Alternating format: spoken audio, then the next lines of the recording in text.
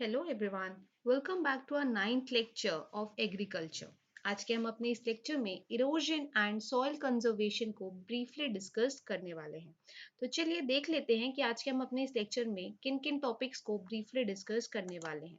तो dear viewers, आज के हम अपने इस लेक्चर में डिस्कस करने वाले हैं सॉइल इरोजन को, कि व्हाट इज सॉइल इरोजन। फिर हम देखेंगे रन ऑफ क्या होता है, and after that we will discuss factors affecting run of.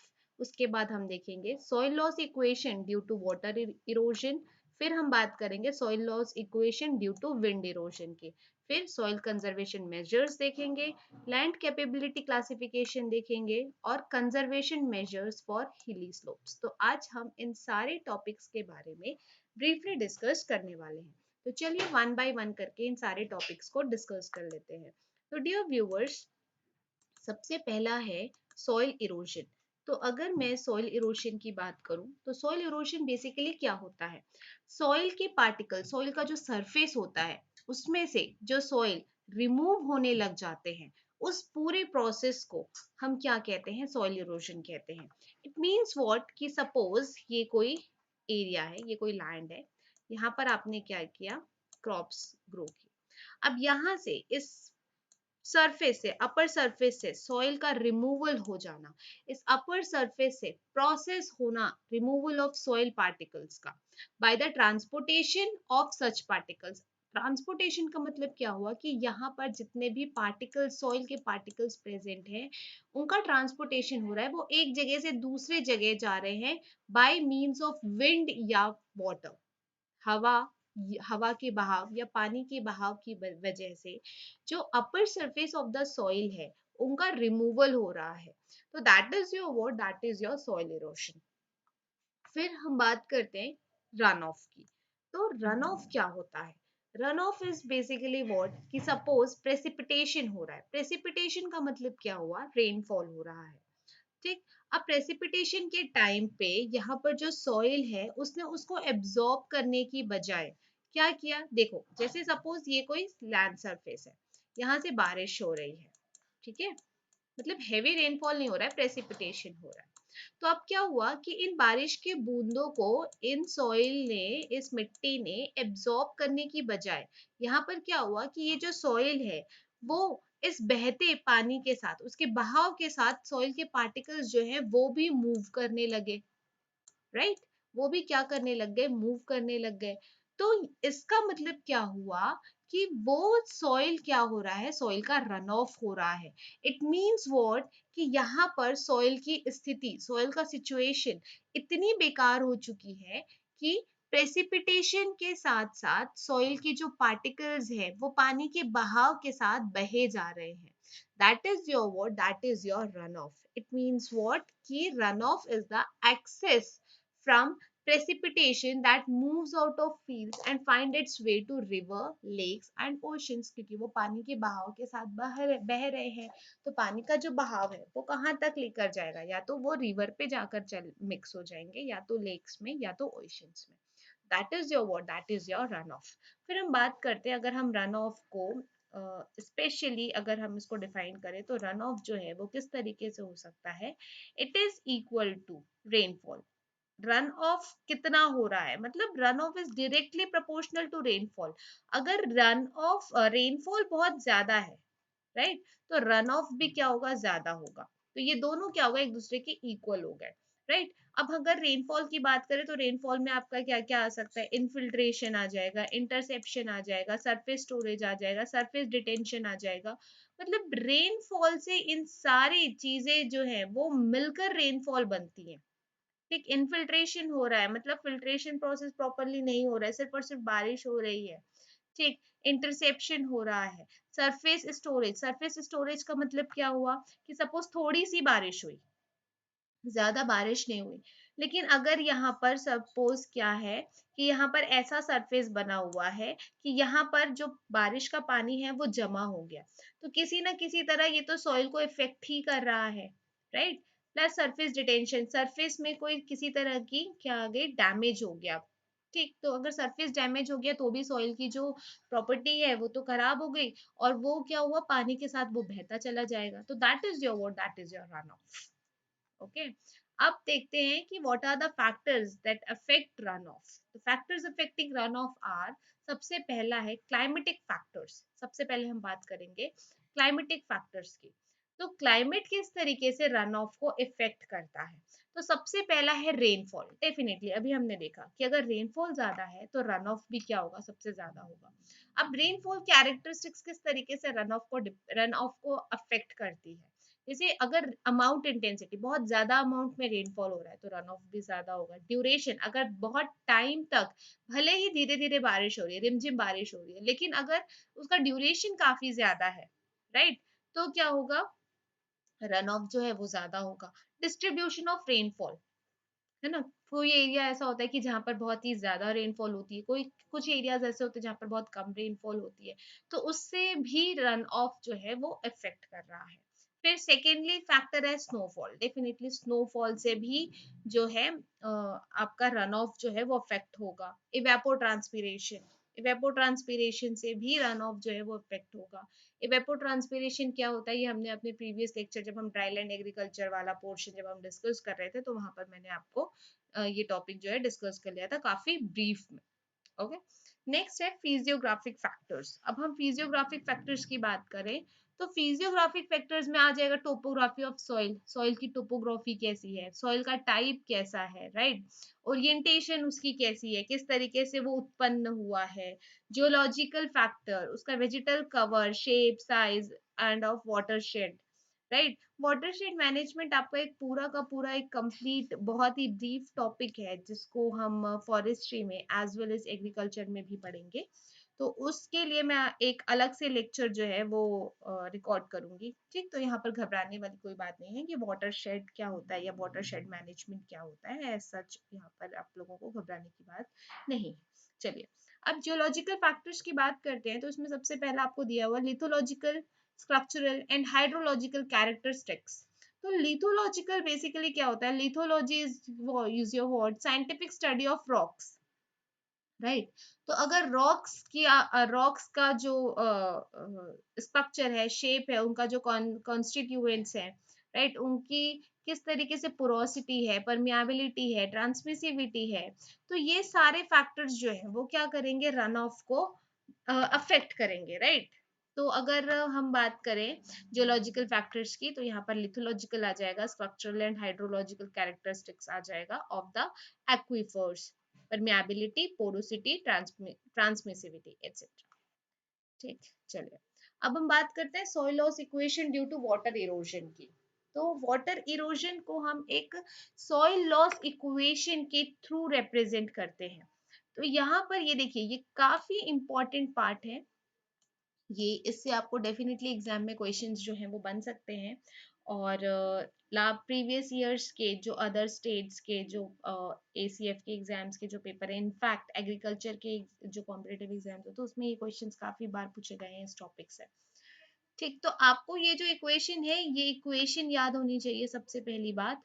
और ये लेटर्स किसको डिनोट करते हैं ये आपको पता होना चाहिए सिर्फ, ठीक। तो ए जो है, ए रिप्रेजेंट सॉइल लॉस। ए जो है वो किसको रिप्रेजेंट कर रहा है, ए stands for predicted soil loss, time पर एकड़ पर ईयर, ठीक। टाइम, प्रति एकड़ में कितने समय में और एक साल में कितना सॉइल लॉस हो रहा है, उसकी प्रिडिक्शन को आप किससे रिप्रेजेंट करते हो, ए से रिप्रेजेंट करते हो, ठीक। इसके लिए मैंने एक शॉर्ट ट्रिक डेवलप की है, रुको कल से कॉपी पढ़ना, ठीक। तो सॉइल लॉस इक्वेशन की अगर आप बात करो तो सबसे पहले आपको याद रखना है कि A is equal to R K L S C P, A is equal to R K L S C P. तो R स्टैंड फॉर रुको, के एल कल से कॉपी पढ़ना, ठीक है, रुको कल से कॉपी पढ़ना। तो इस तरीके से R stand for rainfall and run of factor, rainfall and run of factor जो है उसको आप R से डिनोट कर रहे हो।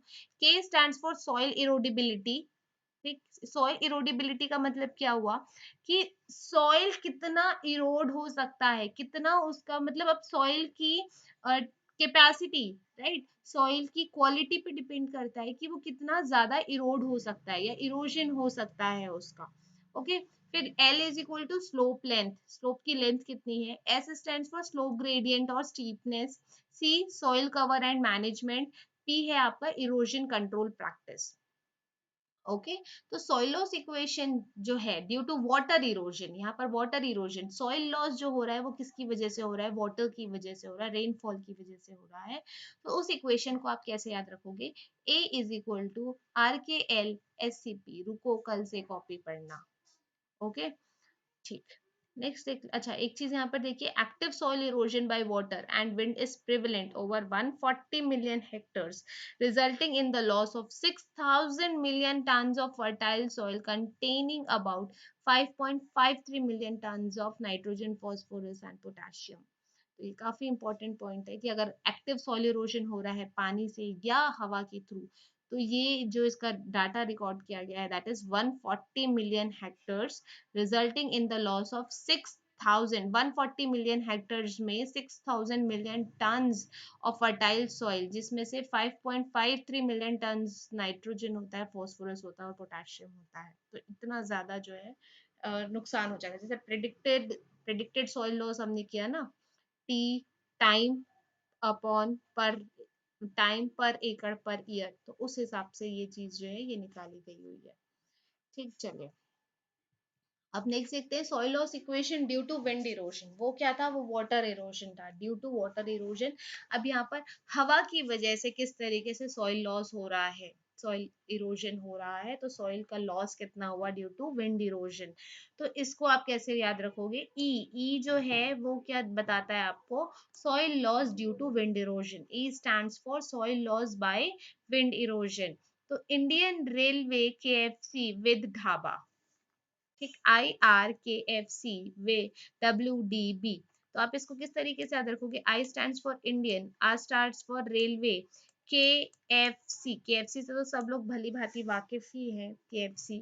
Okay KFC with, W stands for with, DB dhaba, Indian railway KFC with dhaba. ठीक तो इस तरीके से आप जो है इसको याद रख सकते हैं, ये मैंने ट्रिक डेवलप करी है, Indian railway KFC with dhaba. Okay I stands for soil cloddiness factor. Cloddiness का मतलब क्या होता है कि सॉइल जो लम्प्स के फॉर्म पे हो जाते हैं। ठीक आपने देखा होगा कि अगर बहुत समय से वहां पर क्या हो रहा है कि सॉइल जो है अपनी प्रॉपर्टी लूज करने लग रहा है, तो वो ऐसे क्लॉट होने लग जाते हैं, लंप्स बनने लग जाते हैं उसके, तो that is your what soil cloddiness factor. फिर R stands for surface cover factor, K stands for surface roughness factor, F stands for soil textural class factor, local wind factor, W field width factor, D stands for wind direction factor and B stands for wind barrier factor. ठीक ये सब क्या होते हैं ये आपके लिए उतना खास मायने नहीं रखता, क्योंकि आप किसी एग्रीकल्चर एग्जाम की प्रिपरेशन नहीं कर रहे हैं, you are just fighting your forest exam. Okay तो यहाँ पर आपको सिर्फ इतना समझ जाना चाहिए कि ये सारे जो लेटर्स हैं वो किसको रिप्रेजेंट करते हैं, दैट्स इट। ओके और आपको इसी से ही एमसीक्यूज जो है वो, इससे काफी अच्छे एमसीक्यूज जो है वो पूछे जा सकते हैं। चलिए अब हमने सॉइल इरोजन वाला पोर्शन जो है वो कवर कर लिया कि सॉइल इरोजन कैसे होता है, क्या होता है, उसकी इक्वेशन भी देख ली हमने, due to water erosion, wind erosion. अब सवाल आता है कि अगर सॉइल इरोजन हो रहा है तो उसको कंजर्व किस तरीके से किया जा सके। नाउ आवर नेक्स्ट टॉपिक है सॉइल कंजर्वेशन मेजर्स। तो अगर हम सॉइल कंजर्वेशन की बात करते हैं तो सबसे पहले तो सॉइल कंजर्वेशन की स्थिति कब आती है, कब आपको पता चलता है कि हाँ अब हमें सॉइल कंजर्व करने की जरूरत है, तब जब आपको पता चलता है कि सॉइल जो है वो अपनी प्रॉपर्टी ग्रेजुअली लूज करने लग गया है और वो प्रॉपरली क्रॉप्स का प्रोडक्शन नहीं कर पा रहा है। क्यों, क्योंकि अगर विंड चल रही है किसी ऐसे एरिया में जहां पर काफी तेज हवा का बहाव होता है, तो वहां पर जो अपर सॉइल सरफेस है वो पूरा उड़ जाता है ना, पूरा खत्म हो जाता है, डिटोरियोरेट हो जाता है, मतलब कंप्लीटली लूज कर दे रहा है सॉइल जो है अपनी प्रॉपर्टी, मतलब उसकी जितनी कैपेबिलिटी है, अगर सॉइल की देखा जाए, सॉइल की जो स्टडी की जाती है तो उसकी जितनी कैपेबिलिटी है उतनी उससे वो कम प्रोडक्शन कर रहा है, मतलब ग्रेजुअली उसने अपनी पूरी जो न्यूट्रिशन है, जो भी उसके प्रॉपर बेनिफिट्स हैं, वो कंप्लीटली वो लॉस कर चुका है। तब आपको समझ में आता है कि now it is the time for conservation, है ना। अब हमें क्या करना है कि सॉइल की कंजर्वेशन करनी है, अब हमें उसकी प्रोटेक्शन करनी है, अब हमें उस सॉइल की क्वालिटी को इम्प्रूव करना है, राइट। तो उसके लिए अब आप क्या कर सकते हो, ठीक, अब उसके लिए आप क्या क्या कर सकते हो। अब आपको ऐसा सॉइल कंजर्वेशन टेक्निक अपनाना है जो within the limits of economic practicability हो, मतलब आपको ज्यादा इकोनॉमिक लॉस भी ना हो, है ना। मतलब जितने आपके पास पैसे हैं, आप उतने ही वैसे ही मेजर्स अपनाओगे, वैसे ही टेक्निक्स अपनाओगे, राइट। तो सबसे पहले तो ये कि जब प्लांट न्यूट्रिएंट्स जो है उनका वो एग्जॉस्ट हो रहे हैं, एक्सेसिव क्रॉपिंग अगर हो रही है या ओवर ग्रेजिंग हो रही है, तो इन सबको आप पहले बंद करना स्टार्ट करो, मतलब इनको पहले अवॉइड करो, जैसे ओवर ग्रेजिंग ना हो, राइट। और इम्प्रॉपर कल्टीवेशन और any type of water logging अगर वहां पर हो रही है, तो इन सबको पहले आपको अवॉइड करना है, ताकि आप क्या कर सको, सॉइल की प्रोडक्टिविटी इंक्रीज कर सको। ओके। तो जो फंडामेंटल प्रिंसिपल्स हैं सॉइल कंजर्वेशन के, वो है land use based on its capability, land का उतना ही इस्तेमाल किया जाए जितनी उसकी कैपेबिलिटी है। अब सपोज कि कोई एक लैंड है, यहाँ पर आप सिर्फ और सिर्फ 5 साल तक क्रॉपिंग कर सकते हो, इसकी कैपेबिलिटी सिर्फ 5 इयर्स क्रॉपिंग करने की है, ठीक। उसके बाद आपको यहाँ पर पर्टिकुलर मेजर्स अपनाने पड़ेंगे, इनको या तो आपको 3 साल के लिए छोड़ देना होगा, फिर आप इसमें और जरूरी टेक्टिक्स अप्लाई करोगे, तब जाके इसकी जो खोई हुई न्यूट्रिशन है वो वापस आएगी। बट आप क्या कर रहे हो, 5 साल के बाद भी यहाँ पर लगातार क्रॉपिंग किए जा रहे हो, प्लस ओवर ग्रेजिंग भी हो रहा है, यहाँ पर कैटल्स को लाकर आप ग्रेज भी करवा रहे हो, सब करवा रहे हो, है ना। तो अब यहाँ पर तो बेचारा क्या होगा, सॉइल की तो कंप्लीटली न्यूट्रिशन जो है वो लॉस हो जाएगी, जो अच्छी खासी जमीन थी वो बंजर जमीन में तब्दील हो जाएगी, राइट। तो इट मीन्स व्हाट कि आपको लैंड यूज करना है बेस्ड ऑन इट्स कैपेबिलिटी, की लैंड की कैपेबिलिटी कितनी है भाई, राइट, उस बेसिस पे। नेक्स्ट है conservation of soil and moisture to avoid damage to the soil, definitely अगर आप सॉइल की कंजर्वेशन करना चाहते हो तो उसका मॉइस्चर जो है वो लॉस नहीं होना चाहिए। अगर मॉइस्चर लॉस हो जाएगा तो सबसे बड़ा जो यहाँ पर ड्रॉबैक है, that is your wind erosion, right. अगर सॉइल में मॉइस्चर है तो सारे सॉइल के पार्टिकल्स एक दूसरे को होल्ड कर कर रखेंगे, लेकिन अगर सॉइल में मॉइस्चर नहीं है तो क्या होगा, जो अगर विंड आ रही है, हवा का बहाव तेज है, तो ऊपर वाला सरफेस तो उड़ के चला गया, ट्रांसपोर्टेशन हो गया सॉइल का, राइट। तो सबसे पहले आपको क्या होना चाहिए कि सॉइल में मॉइस्चर प्रॉपरली होनी चाहिए to avoid the damage to the soil, ठीक है, ताकि सॉइल को किसी भी तरीके का डैमेज ना हो। सेकेंड है use of best soil crop management practices, correction of acidity, alkalinity and drainage. फिर उसके बाद आपको सॉइल क्रॉप मैनेजमेंट की बेस्ट प्रैक्टिसेस को अपनाना है। एसिडिटी अगर उसमें ज्यादा हो गई है तो उसको करेक्शन करना है, अल्कैलिनिटी यानी बेसिसिटी अगर ज्यादा हो गई है तो क्षारीयता, अम्लीयता, ये सब, ठीक है, उनको आपको करेक्शन करना है।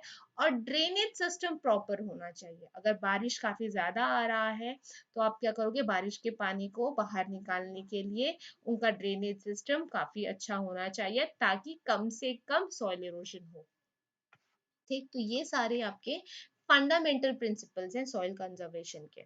अब सबसे पहले हम डिस्कस करते हैं सबसे पहला fundamental principle, that is your what, land capability classification. तो लैंड कैपेबिलिटी क्लासिफिकेशन, हमें सबसे पहले क्या करना होगा कि लैंड की कैपेबिलिटी हमें तय करनी है कि इस लैंड में कितना प्रोडक्शन किया जा सकता है, कितना परसेंट यहाँ पर इसकी कैपेबिलिटी कितनी है, और वो कितना परसेंट क्रॉप प्रोडक्शन कर सकता है कितने समय में, है ना।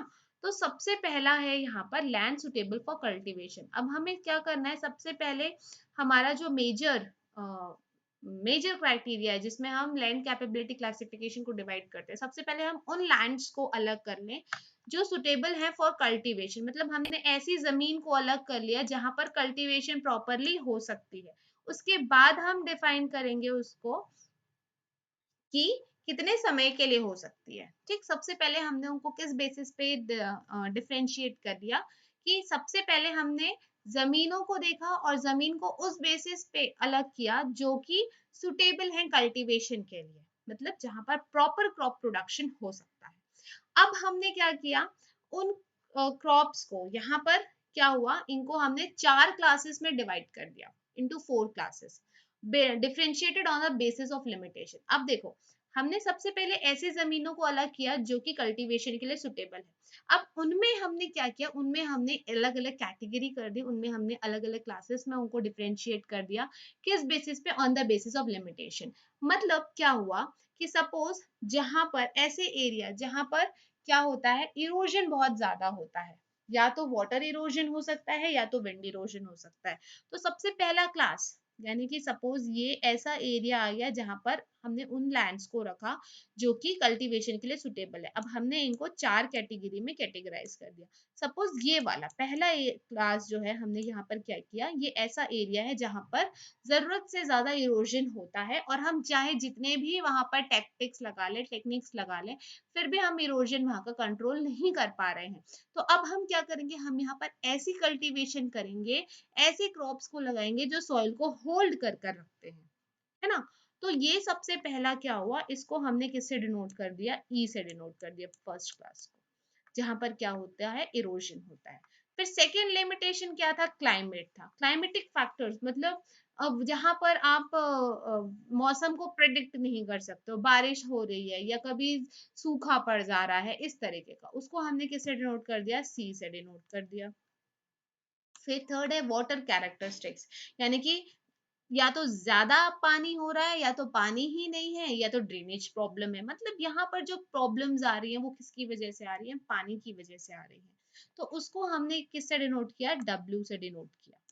फिर सॉइल, अब सॉइल की वजह से देखिए वहां पर कल्टीवेशन हो रहा है, क्रॉपिंग हो सकती है, क्रॉप प्रोडक्शन हो सकता है, लेकिन अगर सॉइल की वाटर होल्डिंग कैपेसिटी काफी कम है, प्लांट न्यूट्रिएंट काफी कम है, तो वो भी क्या हो गया, एक लिमिटेशन हो गया। तो उसको आपने किससे डिनोट किया, स्मॉल एस से डिनोट किया। ठीक, तो ये हो गया आपका कि किस तरीके से आप सबसे पहले आपने लैंड्स को अलग कर दिया on the basis of suitable for cultivation. अब आता है lands not suitable for cultivation. अब देखिए, अब हमने सबसे पहला किस कैसे विभाजित किया था, किस बेसिस पे डिफरेंशिएट किया था, कि वो लैंड्स जो कि कल्टीवेशन के लिए सुटेबल हैं। अब दूसरा हमने क्या किया, मेजर कैटेगरीज में हम कैटेगराइज कर रहे हैं ना। फिर दूसरा क्या हो गया कि ऐसे लैंड्स जो कि कल्टीवेशन के लिए सुटेबल ही नहीं है।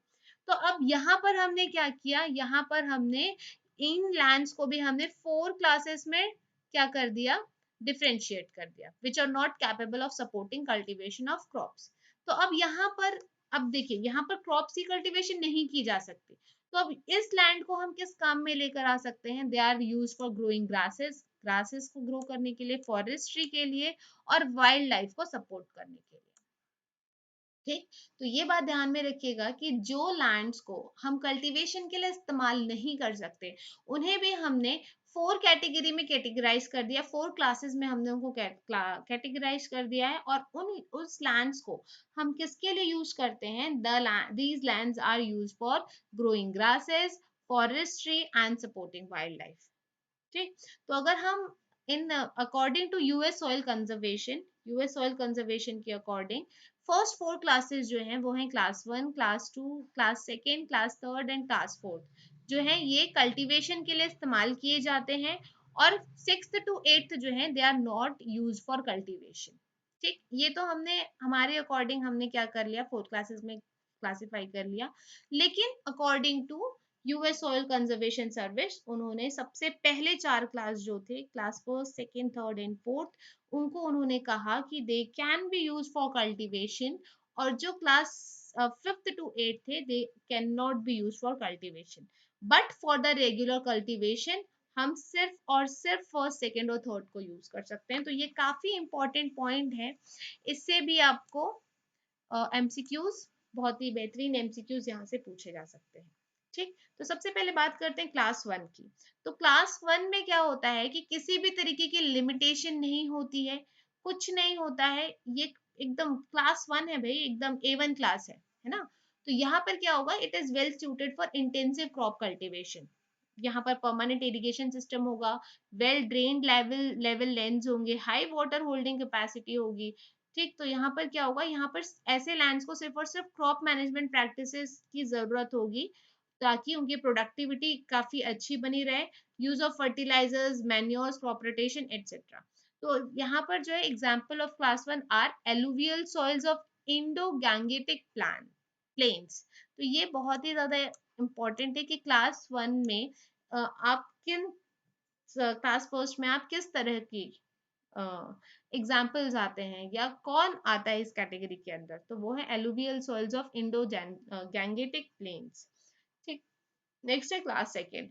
तो यहाँ पे क्या हुआ कि क्लास फर्स्ट में तो किसी भी तरीके की लिमिटेशन नहीं थी, लेकिन यहाँ पर थोड़ी मॉडरेट लिमिटेशंस हैं जो कि चॉइस ऑफ क्रॉप्स को रिड्यूस कर देती है, और थोड़ी मॉडरेट कंजर्वेशन प्रैक्टिसेस आपको यहाँ पर लगानी पड़ती है। और जो लिमिटिंग फैक्टर्स हैं वो जेंटली स्लोप होता है, यहाँ पर मॉडरेट इरोजन भी होता है, इनएडिक्वेट सॉइल डेप्थ, सॉइल की प्रॉपरली डेप्थ नहीं होती है, less than ideal soil structure and workability, right. तो ये सब थोड़े बहुत लिमिटेशंस हैं यहाँ पर, और इसके एग्जांपल्स हैं soils are deep red soils and black soils. Class second soils कौन से होते हैं, deep red soils and black soils. Okay, अच्छा, ये जो हम क्लास फर्स्ट क्लास सेकेंड ये सब हम कैटेगराइज कर रहे हैं, ये बेसिकली आपके क्या है, किन बेसिस पे आप क्लासेस में कैटेगराइज कर रहे हो, on the basis of the soil. ठीक है, सॉइल के बेसिस में। जैसे क्लास फर्स्ट में कौन आ रहा है आपका, एलुवियल सॉइल्स आ रहे हैं, तो एलुवियल सॉइल्स वाले जितने भी लैंड होंगे वो सारे क्लास फर्स्ट लैंड हो जाएंगे। ठीक, क्लास सेकेंड सॉइल्स कैसे हैं, जहाँ पे डीप रेड सॉइल्स हैं एंड ब्लैक सॉइल्स हैं, उनको आपने क्लास सेकेंड में रखा। ठीक, फिर क्लास थर्ड है, तो यहाँ पर severe limitations requiring special conservation measures, यहाँ पे बहुत सारी लिमिटेशंस होती हैं, तो यहाँ पर आपको बहुत ही स्पेशल कंजर्वेशन मेजर्स जो हैं वो लगाने पड़ते हैं। ठीक, जैसे यहाँ पर हाई इरोजन होगा, very slow water permeability, shallow depth होगा, रेस्ट्रिक्टेड रूट जोन होगा, लो वाटर होल्डिंग कैपेसिटी है, फर्टिलिटी लो है, अल्कैली नेचर, मॉडरेट अल्कैली नेचर है, सलाइनिटी ज्यादा है, राइट। तो ऐसे एग्जाम्पल्स कौन है आपके, shallow red soils, slightly saline black soils. ठीक, तो ये आपको पता होना चाहिए कि क्लास थर्ड में कौन सी कैटेगरी के सॉइल्स आएंगे। ठीक, जैसे कि हमने अपने प्रीवियस क्लास में क्लास फोर्थ सॉइल के बारे में पढ़ा था, और मैंने आपको बताया था कि जब हम एग्रीकल्चर में सॉइल इरोजन वाला पोर्शन डिस्कस कर रहे होंगे तो उसमें हम क्लास कैटेगरीज ऑफ सॉइल्स देखेंगे। ठीक, तो जब हम एग्रो फॉरेस्ट्री में सॉइल के बारे में डिस्कस कर रहे थे, क्लास फोर्थ सॉइल आया था। तो क्लास फोर्थ सॉइल बेसिकली क्या होता है कि यहाँ पर बहुत ही ज्यादा लिमिटेशंस होते हैं on choice of crops and it is suitable for occasional cultivation, यहाँ मतलब यहाँ पर रेगुलर कल्टीवेशन नहीं की जा सकती। हमने अभी शुरुआत में ही पढ़ा कि रेगुलर कल्टीवेशन की हम बात करते हैं तो सिर्फ और सिर्फ class first and class first second and third में ही क्या किया जा सकता है, कल्टीवेशन रेगुलर बेसिस पे किया जा सकता है। ओके, तो क्लास फोर्थ में क्या होगा, very severe limitations on choice of crop suitable for occasional cultivation, best use of pasture hay, extensive use of close growing crops, such land requires very careful management, example shallow soils, saline soils and alkaline soils। तो class fourth में किस तरीके की soils आएंगी, shallow soil, saline soils and alkaline soils. Class fifth के जो है limitations कैसे होते हैं, इंटरफेरेंस फ्रॉम स्ट्रीम फ्लो, है ना, अगर स्ट्रीम फ्लो हो रहा है तो उसमें भी क्या होंगे, सॉइल उनके साथ ही पानी के बहाव के साथ ही बहते चले जाएंगे। शॉर्ट ग्रोइंग सीजन जो होते हैं, ग्रोइंग सीजन काफी शॉर्ट होते हैं, स्टोनी और रॉकी सॉइल्स होते हैं यहाँ पर। फिर ponded areas where drainage is not possible, अब पॉन्डेड एरियाज मतलब तालाब वाला एरिया, तो वहां पर ड्रेनेज तो पॉसिबल ही नहीं है। pastures can be developed on these soils used for grazing and forestry. Arid soils, rocky soils, uneven or rolling soils which are not suitable for cultivation। तो यहाँ पर क्या हो सकता है, इस तरीके की जमीन पर हम क्या कर सकते हैं, एग्रो पास्चर सिस्टम जो था हमारा, है ना, हमने देखा था, तो यहाँ पर हम कर सकते हैं। ठीक, सिल्वी पास्टोरल सिस्टम जो था वो हम इस तरीके की क्लास में हम परफॉर्म कर सकते हैं। चलिए, क्लास 6 है आपका moderate limitations on use of on use for grazing या फॉरेस्ट्री के लिए। तो ये सारे जो है ये आपको याद रखने हैं, आपको इनसे जो है एमसीक्यू जो है वो पूछे जा सकते हैं। क्लास 7 है severe limitations which restrict the use for grazing Woodland और वाइल्ड लाइफ। Class 8th है extremely rough land, not suitable for any kind of crop production. Its use is to restricted to recreation, wildlife, aesthetic purpose, and watershed protection. Example sandy beaches, river wash, etc. Definitely class 8 की अगर बात की जाए तो ये काफी rough land है, किसी भी क्रॉप प्रोडक्शन के लिए सुटेबल नहीं है। तो यहाँ पर सिर्फ और सिर्फ वाइल्ड लाइफ के लिए, रिक्रिएशन के लिए, सुंदरता बढ़ाने के लिए या वाटरशेड प्रोटेक्शन करने के लिए इनका इस्तेमाल किया जाता है। जैसे बीचेस हो गए, सैंडी बीचेस हो गए, रिवर वॉश हो गया, एटसेट्रा, ये सब। ठीक, फिर नेक्स्ट है conservation measures for agricultural lands and grouped under two heads. अगर आपको कंजर्वेशन करनी है एग्रीकल्चरल लैंड्स की तो वो दो तरीके से की जाती है। सबसे पहला है crop management according to the capability of land and moisture. ठीक, आप पहले क्या कर रहे हो, क्रॉप मैनेजमेंट करोगे। ठीक है, और क्रॉप मैनेजमेंट आप किस अकॉर्डिंग करोगे, किसके बेसिस पे करोगे, to the capability of land and moisture, land and moisture की कैपेबिलिटी पे।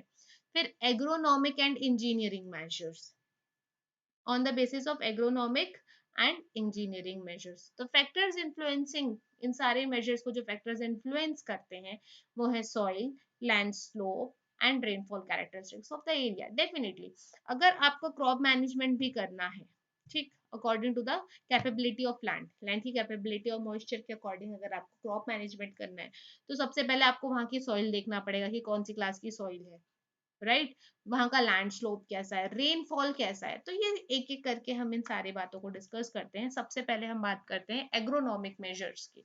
तो एग्रोनॉमिक मेजर्स जो है ये कब एडॉप्ट किए जाते हैं, तो एग्रोनॉमिक मेजर्स कब एडॉप्ट किए जाते हैं, जहां पर स्लोप जो है इट इज लेस देन 2%। तो ये बात ध्यान में रखिएगा, यहाँ से भी आपको क्वेश्चन पूछे जा सकते हैं कि एग्रोनॉमिक मेजर्स कब अपनाए जाते हैं, कब अडॉप्ट किए जाते हैं। तो ये कहाँ पर अडॉप्ट किए जाते हैं, जहां पर स्लोप जो है वो 2% से लेस होता है और इरोजन प्रॉब्लम ज्यादा सीवियर नहीं होती है, मतलब वहां पर बहुत ज्यादा इरोजन नहीं होता। तो ऐसे जगह पे हम किसका इस्तेमाल करते हैं, एग्रोनॉमिक मेजर्स का इस्तेमाल करते हैं। अब इन मेजर्स में क्या क्या किया जा सकता है, intercept rain drops and reduce the splash effect. Intercept rain drops का मतलब क्या हुआ कि जैसे रेन ड्रॉप्स जो हैं वो इस तरीके से फॉल हो रहे हैं, ठीक, तो अगर फॉल होते हैं, जैसे कभी काफी बल्कि रेन ड्रॉप्स है तो वो यहाँ पर क्या होगा, यहाँ पर सॉइल पे गिरेंगे और ऐसे स्प्लैश मतलब ऐसे छपाक हो जाएगा, स्प्लैश का मतलब छपाक। तो यहाँ पर क्या हो रहा है कि रेन ड्रॉप्स जो है यहाँ पर सरफेस जो है सॉइल की, ठीक, क्योंकि स्लोप जो है वो लेस देन 2% है, तो स्लोप जो है वो लेस देन 2% हो गई, तो जो रेन ड्रॉप्स हैं वो यहाँ पर इस तरीके से काफी स्मूथली गिर रहे हैं, स्प्लैश इफेक्ट नहीं आ रहा है। अगर स्प्लैश इफेक्ट नहीं आ रहा है तो सॉइल की सरफेस पे उतना ज्यादा प्रॉब्लम नहीं हो रहा है क्योंकि मॉइस्चर नहीं है। लेकिन अगर सोचिए कि सॉइल एकदम सरफेस जो है काफी ड्राई होगी, राइट, काफी ड्राई है, कटी क्रैक्ड सरफेस है, एकदम सख्त सरफेस है, तो उसमें क्या होगा कि सॉइल जो है बल्कि वाटर ड्रॉप जो है वो गिरेगी और ऐसे स्प्लैश हो जाएगी, राइट, छपाक से गिरेगी। तो फिर क्या होगा कि जो सरफेस है, सॉइल का जो सरफेस है वो खराब हो जाएगा, है ना, और इरोजन की प्रॉब्लम ज्यादा हो जाएगी। तो यहाँ पर क्या होता है कि रेन ड्रॉप्स जो हैं वो इतने, चाहे कितने भी बल्कि रेन ड्रॉप्स हो लेकिन सॉइल में पहले ही मॉइस्चर प्रेजेंट है तो वो काफी स्मूथली गिरेगी। That is your word. सिर्फ सेकेंड पॉइंट क्या बोल रहा है, to obtain a better intake of water rate by improving the content of organic matter and soil structures. Definitely अभी ये चीज मैंने आपको बताई कि better intake of water rate, अगर सॉइल जो है वो काफी अच्छे से उसको क्या कर रहा है, एब्जॉर्ब कर ले रहा है, ठीक, काफी अच्छे से वो एब्जॉर्ब कर ले रहा है, तो क्या होगा कि ऑर्गेनिक मैटर और सॉइल स्ट्रक्चर जो है वो उनका कंटेंट जो है वो काफी इंप्रूव हो जाएगा। नेक्स्ट है to retard and reduce the overland run off through the use of, overland को रिड्यूस करने के लिए, उनको रोकने के लिए भी इस मेजर्स को जो है अडॉप्ट किया जाता है। फिर इसके अंदर अगर हम बात करें एग्रोनॉमिक मेजर्स के अंदर सबसे पहला आता है कॉन्टूर कल्टीवेशन। तो यहाँ पर क्या होता है कि यहाँ पर कल्टीवेशन ऑफ क्रॉप जो है वो along the contours of a slope की जाती है। अब इसकी फॉलोइंग एडवांटेजेस है, सबसे पहला है कि वाटर और सॉइल को कंजर्व करता है, ये सॉइल फर्टिलिटी को कंजर्व करता है, क्रॉप यील्ड को बढ़ाता है, यहाँ पर ज्यादा पार की रिक्वायरमेंट नहीं होती है, less wear and tear of implements, आप जो भी इम्प्लीमेंट्स अप्लाई कर रहे हो, जो भी आप इम्प्लीमेंट्स का इस्तेमाल कर रहे हो, तो वो ज्यादा खराब नहीं होते हैं, टाइम बहुत कम लगता है, राइट। डिसएडवांटेज क्या है इसका, कि जो एस्टैब्लिशमेंट होती है कॉन्टूर फार्मिंग की ऑन अनड्यूलेटिंग लैंड इज टीडियस, थोड़ा यहाँ पर क्या होता है, टेडीनेस होता है, टीडियस होता है, वो थोड़ी यहाँ पर आपको क्या करना होता है कि ये उतना ज्यादा मतलब प्रोग्रेसिव नहीं होता है, ठीक। तो आप ये कह सकते हो। चलिए, next is your mulching. Mulching तो हम काफी पहले से पढ़ते आ रहे हैं, हमने फॉरेस्ट्री में भी पढ़ा हुआ है, एग्रीकल्चर में भी हम पढ़ रहे हैं। तो मल्च ऐसे बहुत सारे टर्म्स होते हैं जो कि कॉमन होते हैं फॉरेस्ट्री में भी और एग्रीकल्चर में भी। तो अगर हम मल्चिंग की बात करें तो मल्चिंग बेसिकली क्या है, it is any material applied on the soil surface, हमने पहले भी कर चुका है मल्चिंग जो है, ठीक।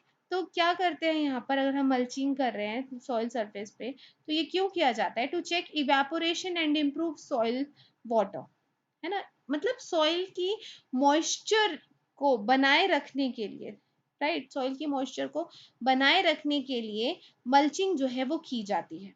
इट मीन्स व्हाट, कि किसी तरीके का मटेरियल है उसको सॉइल के ऊपर, सॉइल सरफेस के ऊपर बिछा दिया जाता है, एक लेयर बना दी जाती है, ताकि क्या हो कि सॉइल का जो मॉइस्चर है वो इवेपोट्रांसपिरेशन के थ्रू रिड्यूस ना हो जाए, है ना। तो अगर आप उसके ऊपर, अगर आप ऐसी कुछ सरफेस पे एक लेयर लगा दो जिससे इवेपोट्रांसपिरेशन का रेट जो है वो बहुत ही कम हो जा रहा है, तो सॉइल की जो मॉइस्चर है वो, सॉइल का जो मॉइस्चर है वो बना रहता है, राइट। तो मल्चेस जो, it is defined as a natural or artificially applied layer of plant residues or other materials on the surface of the soil.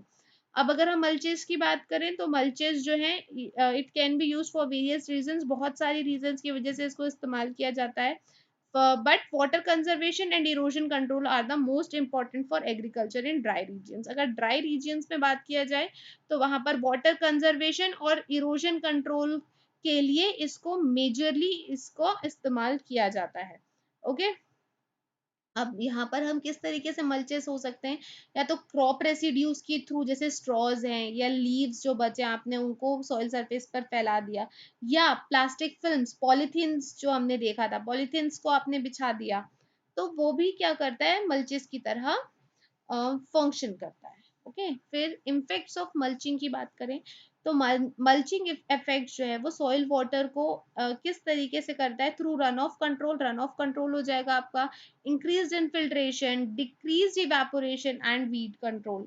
फिर secondly it affect soil temperature, soil temperature को affect करता है किस तरीके से, radiation shielding के थ्रू, heat conduction and trapping के थ्रू, इवेपोरेटिव कूलिंग के थ्रू, ये सब हम, ये सारे जो फैक्टर्स हम पढ़ रहे हैं ये हमने ऑलरेडी अपने प्रीवियस लेक्चर्स में डिस्कस कर लिया। अगर आप रेगुलर बेसिस पे मेरे लेक्चर्स को देख रहे हैं, नोट्स प्रॉपरली मेंटेन कर रहे हैं, तो ये सारे फैक्टर्स आपको कहीं भी नए नहीं लगेंगे। हमने रेडिएशन शील्डिंग भी डिस्कस कर लिया है, हीट कंडक्शन एंड ट्रैपिंग भी हमने डिस्कस किया हुआ है जब हम मल्चिंग वाले पार्ट को फॉरेस्ट्री में डिस्कस कर रहे थे, ओके। फिर थर्ड है आपका improve soil nutrients status. Soil nutrients status को इम्प्रूव करता है किस तरीके से, थ्रू ऑर्गेनिक मैटर एडिशन, है ना, ऑर्गेनिक मैटर का एडिशन करता है, डिफरेंशियल नाइट्रिफिकेशन, नाइट्रिफिकेशन को वो क्या करता है, बढ़ाता है, okay. Mineral solubility, fourth improve soil structure, fifth affect soil biological regime through organic matter addition, microbial and soil fauna populations, plant root distribution, affect soil erodibility, affect soil salinity through leaching and evaporation control। तो यहाँ पर मल्चेस जो हैं वो evaporation को reduce करके और क्या बोलते हैं, subsequent returns of the salts to the leached zones, जहां पर जिसकी रिक्वायरमेंट होती है वहां पर इवेपोरेशन को रिड्यूस करके उनको बढ़ाने का काम करती है। ओके, नेक्स्ट की तरफ बढ़ते हैं, टाइप्स ऑफ मल्चेस। टाइप्स ऑफ मल्चेस आपका है, फर्स्ट है सॉइल मल्च और डस्ट मल्च। तो यहाँ पर अगर सॉइल सरफेस जो है वो काफी लूज है, तो यहाँ पर क्या होता है कि यहाँ पर वो मल्च की तरह काम करने लग जाता है। मतलब टाइप्स ऑफ मल्चेस का मतलब कि आप किस तरीके से सॉइल सॉइल सरफेस के ऊपर एक लेयर बिछाते हो, आर्टिफिशियल या नेचुरली। ठीक, तो यहाँ पर आप क्या कर रहे हो, सॉइल मल्च, मतलब सॉइल सरफेस के ऊपर ही आप सॉइल मल्च जो है एक लेयर लगा रहे हो, सॉइल की ही या डस्ट की।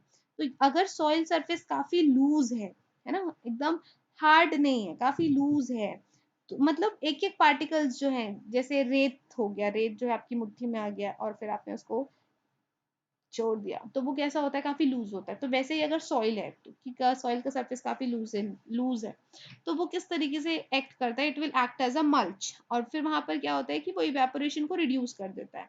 उसे ही आप क्या कहते हैं, सॉइल मल्च कहते हैं या डस्ट मल्च कहते हैं।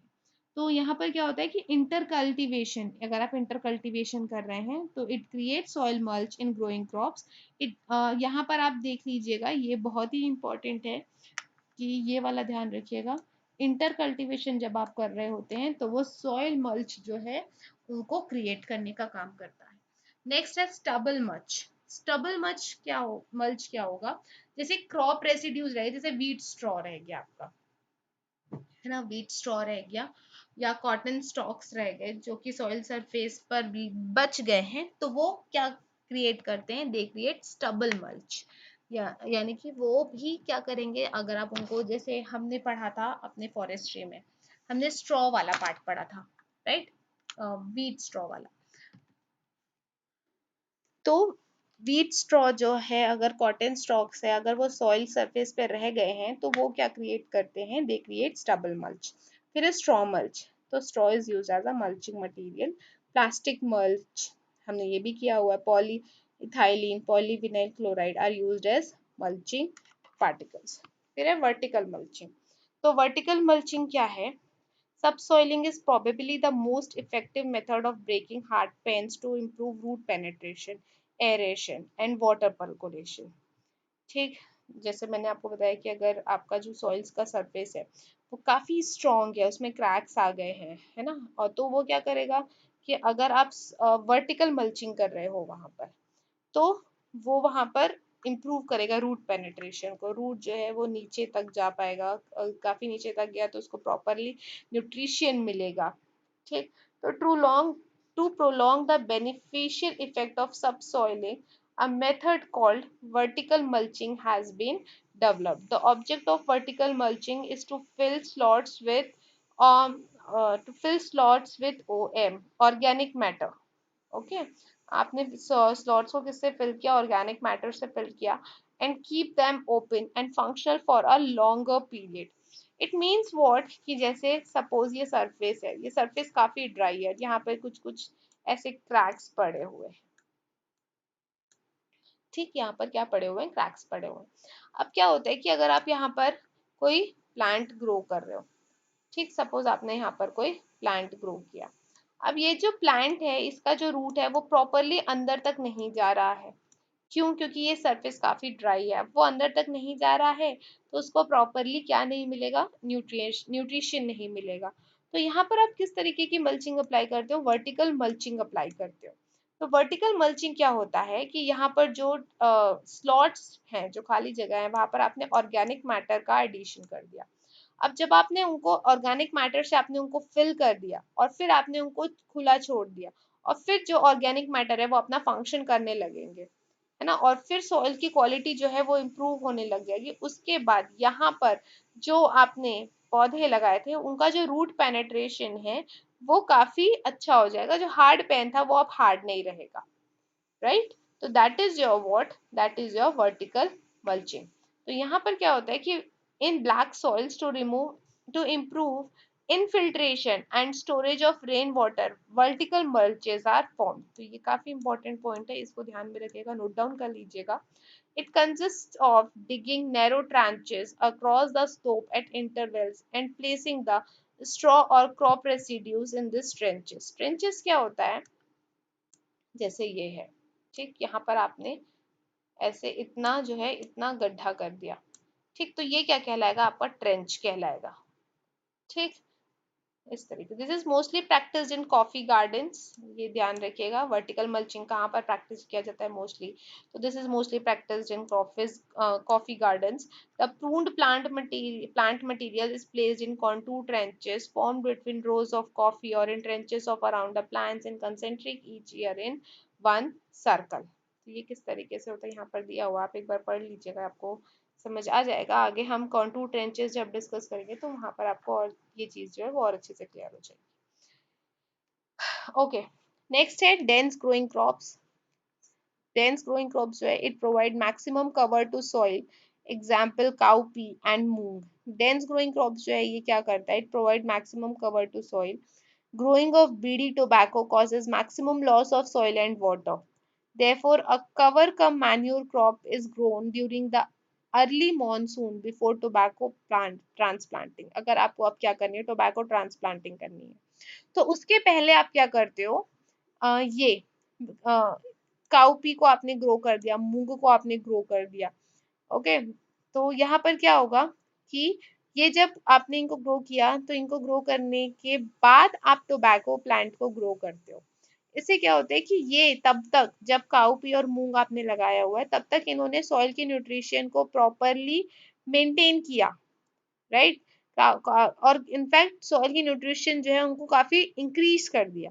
अब यहाँ पर वो मैन्योर की तरह काम करेंगे जब आप वहां पर टोबैको प्लांट्स उगाओगे। तो जब आप टोबैको प्लांट्स उगाते हो तो वहां पर क्या होता है कि मैक्सिमम लॉस ऑफ सॉइल हो जाता है और पानी का भी मैक्सिमम लॉस होता है। तो अब धीरे धीरे क्या हुआ कि सॉइल की जो न्यूट्रिशन है वो पूरी खत्म हो गई। तो फिर आपने वहां पर क्या किया, क्रॉप्स उगा दिया, ठीक, जैसे मेज, अरहर, उड़द, तो इनको आपने उगा दिया। तो जैसे ही आपने इनको उगाया, इनकी क्रॉपिंग करी आपने, तो वहां पर क्या हुआ कि ये वाटर और सॉइल लॉस को रिड्यूस कर दिया, मतलब सॉइल की न्यूट्रिशन जो है वो वापस लौट कर आते। तो इस तरीके से, तो that is your what dense growing crops. फिर स्ट्रिप क्रॉपिंग।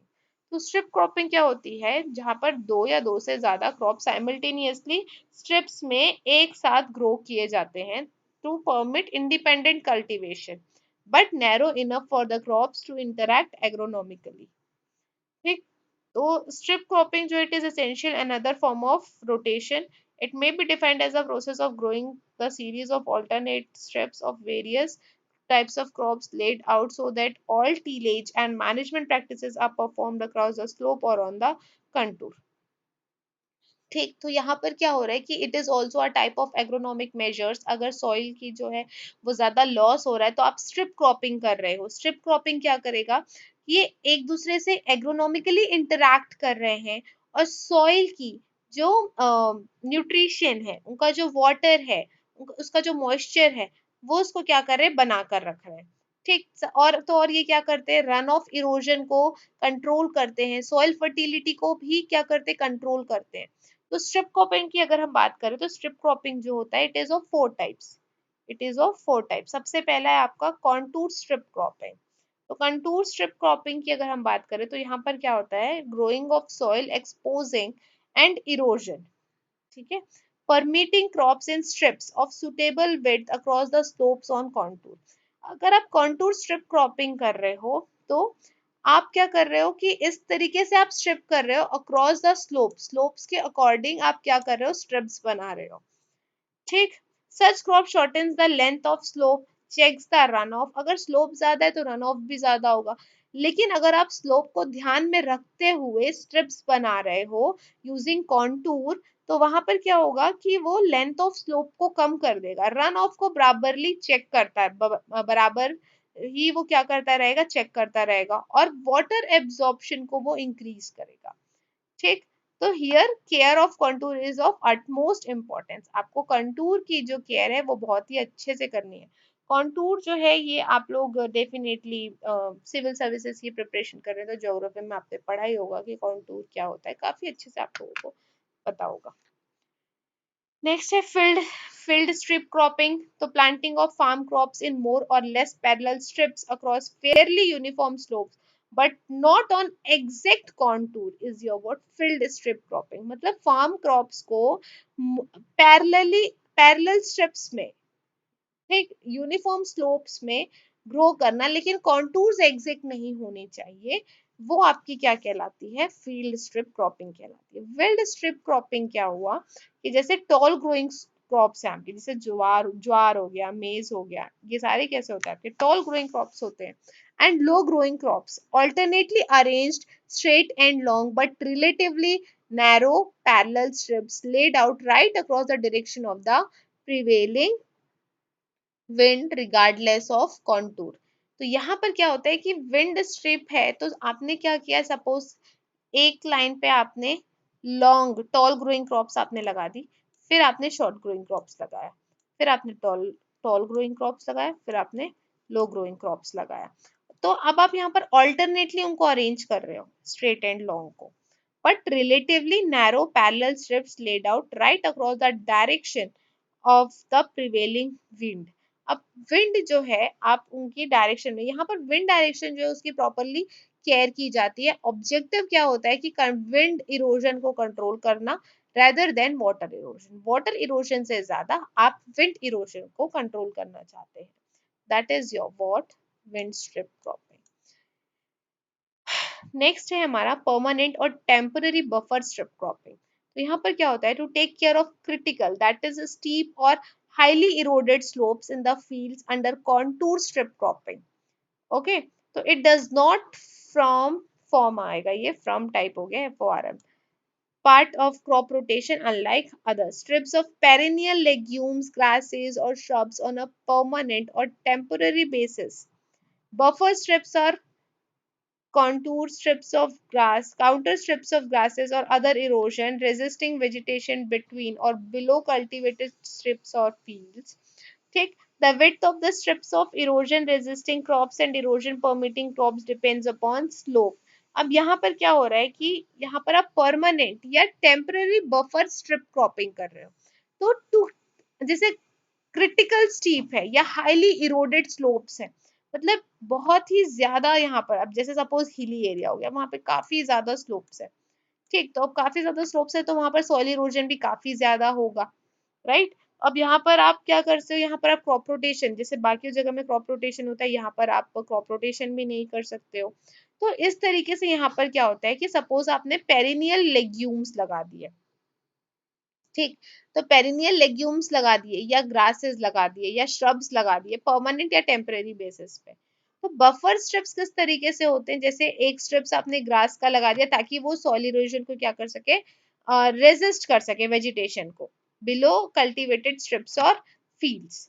ठीक, the width of the strips of erosion resisting crops and erosion permitting crops depends on slope. अगर विड्थ की यहाँ पर बात करें तो वो किस पे डिपेंड करेगा, it depends upon slope, soil texture, type of crops, and rainfall characteristics।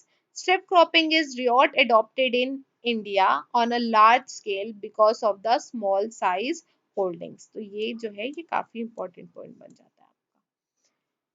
Okay, next है क्रॉपिंग सिस्टम्स लाइक, मतलब एग्रोनॉमिक्स मेजर्स आप किस में लिख और अडॉप्ट करते हो, वहां पर जहाँ पर क्रॉपिंग सिस्टम जैसे क्रॉप रोटेशन है, स्ट्रिप क्रॉपिंग है, इंटर क्रॉपिंग है, क्रॉप मिक्सचर्स है, तो वहां पर भी आप एग्रोनॉमिक मेजर्स जो है आप उनको फॉलो करते हो।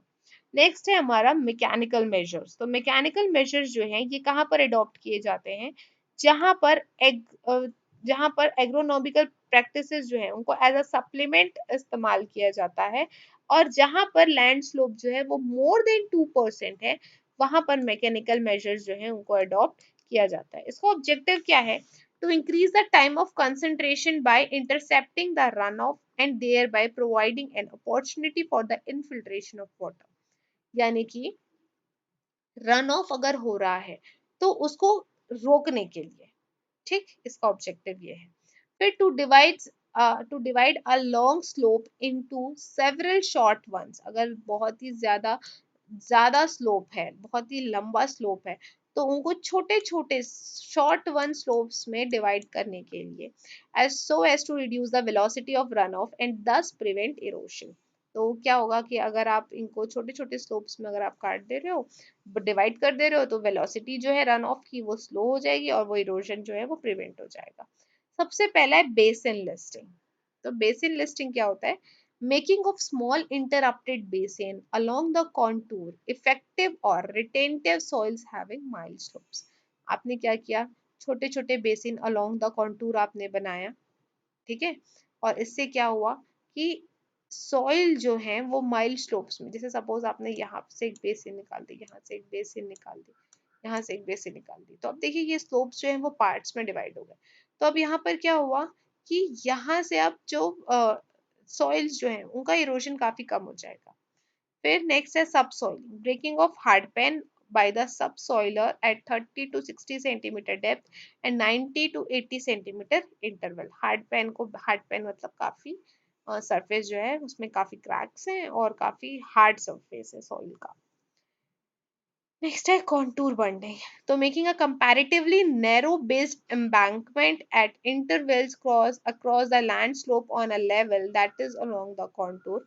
Contour bunding is adopted in arid and semi-arid areas with high infiltration and permeability and slope of about 6%. Spacing between burns do not exceed 150 centimeter vertical drop or 67.5 centimeter horizontal spacing. मतलब कुछ नहीं है, contour bunding में आपने comparatively narrow जो है आप लोगों ने स्ट्रिप्स बनाए हुए हैं, नैरो पैसेजेस बनाए हुए हैं और लैंड स्लोप में, ताकि आप क्या कर सको कि जो एराइड एरियाज है और सेमी एराइड एरियाज है, ठीक, वहां पर जो परमिएबिलिटी है और स्लोप है वो 6% के अबाउट है।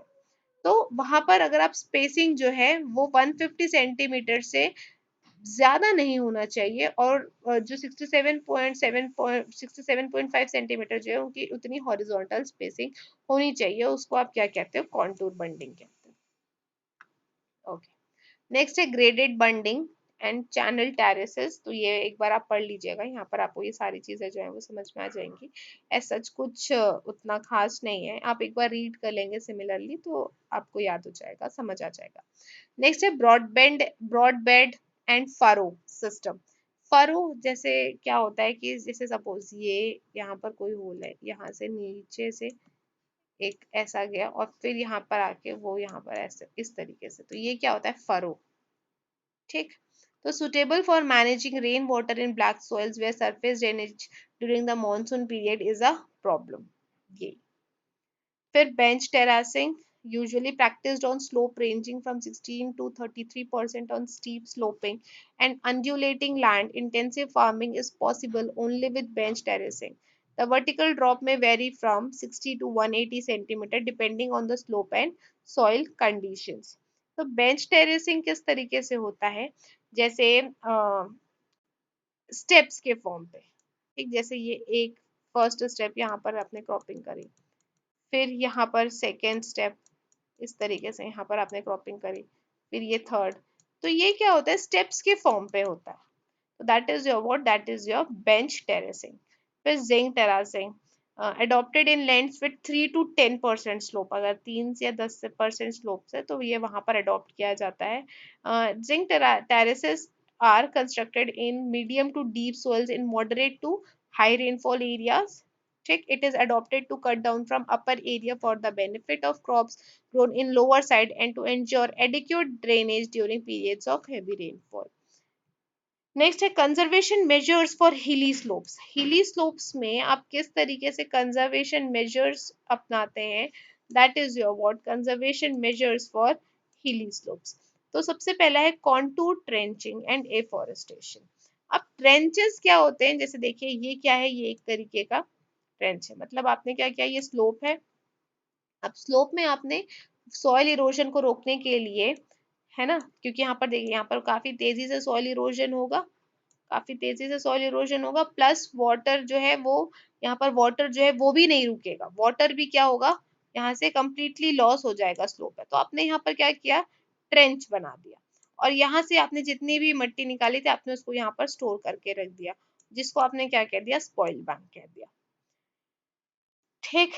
तो अब यही क्या होता है आपका? Contour trenching and afforestation. तो एक बार आप इनको पढ़ लीजिएगा, आपको समझ में आ जाएगा कि ये क्या है, ये स्पॉइल बैंक क्या है कि आपने यहाँ पर स्पेसिंग क्रिएट करी है ना, मतलब एक तरीके से गड्ढा किया आपने यहाँ पर, और फिर इस गड्ढे से जितना भी सॉइल निकला उनको आपने यहाँ पर जमा कर दिया।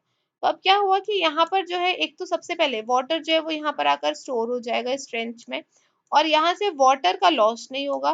प्लस यहाँ पर आपने क्या कर दिया, यहाँ पर ह्यूज अमाउंट में आपने यहाँ पर ऐसे बल्क जो है यहाँ पर सॉइल का आपने यहाँ पर लगा के रख दिया।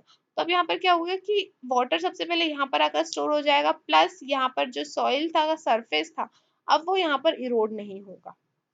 ठीक, इस तरीके से तो आप एक बार देख लीजिएगा इसको। नेक्स्ट है बेंच टेरासिंग। हमने ऑलरेडी डिस्कस कर लिया कि स्टेप्स के फॉर्म में होते हैं। जैसे सपोज ये स्लोप है तो इस तरीके से स्टेप्स के फॉर्म पे होंगे। ठीक है, सपोज ये कोई हील है तो हील में कैसे, स्टेप्स के फॉर्म्स में इस तरीके से। यहाँ पर आप क्या कर रहे हो, ग्रो कर रहे हो प्लांट्स इस तरीके से। तो यही आपका क्या होता है, बेंच टेरासिंग होता है। एक बार आप इनको पढ़ लीजिएगा कि कहाँ कहाँ पर अडॉप्ट किया जाता है। तो most common measures in hilly areas for the conservation of soil and water. The crop is cultivated in hilly areas like Himachal Pradesh, Jammu Kashmir, Uttarakhand, Assam and other eastern states of India by adopting bench terracing measure. ठीक, तो एक बार इनको देख लीजिएगा। फिर types of bench terraces है। सबसे पहला हील टाइप, हील है तो वहां पे किस तरीके से हो गया अभी हमने डिस्कस किया। फिर irrigated bench terraces, level benches are adopted under irrigated condition and where slope is up to 8%। जहां पर स्लोप अप टू 8% होगा वहां पर इसको इस्तेमाल किया जाता है। ऑर्किड बेंच टेरेसेस क्या, वो ऑर्किड क्या होता है, ऐसा फील्ड जहां पर सिर्फ और सिर्फ फ्रूट्स को ग्रो किया, fruit trees are grown, that is your what, orchid.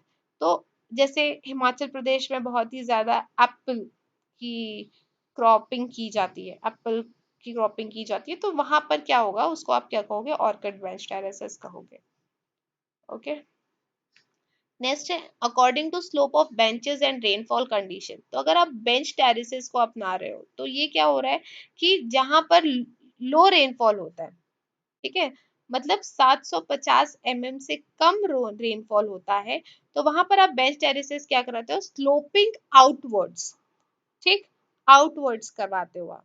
Bench terraces with narrow width 1 metre are constructed for orchid plantations called orchid bench terracing. इसको आप क्या कहते हो, ऑर्किड बेंच टेरासिंग भी कहते हो। ये कहाँ पर होता है, HP, Uttarakhand, Jammu and Kashmir, Nilgiri hills, where cultivation of maize, tomato and potato is generally practiced. Now next is अच्छा, ये स्लोपिंग आउटवर्ड्स जो है ये आपका ऑर्किड बेंच टेरासिंग, मतलब यहाँ पर सिर्फ और सिर्फ फ्रूट ट्रीज जो है उनको ग्रो किया जाएगा।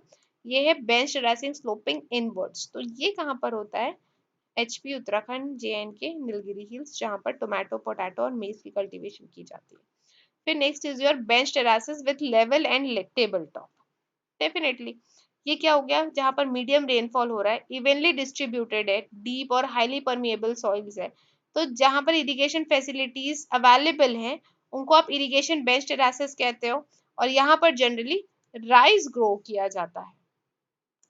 ठीक, तो that is your what, that is your bench terraces with level and table top. तो हमने आज के अपने इस लेक्चर में सॉइल इरोजन और उसके कंजर्वेशन मेजर्स को देखा। तो आज के लेक्चर में सिर्फ इतना ही। डेफिनेटली ये लेक्चर थोड़ा लेंथी हो गया क्योंकि मैं जल्दी जल्दी आप लोगों का सिलेबस जो है वो कवर करना चाहती हूँ। तो इसीलिए हम हर लेक्चर पे कंप्लीट एक टॉपिक को डिस्कस करेंगे ताकि आपका लेक्चर जो है वो जल्द से जल्द खत्म हो जाए, आपका जो सिलेबस है वो जल्द से जल्द खत्म हो जाए। Okay, so please keep watching and supporting. Thank you, thanks for watching.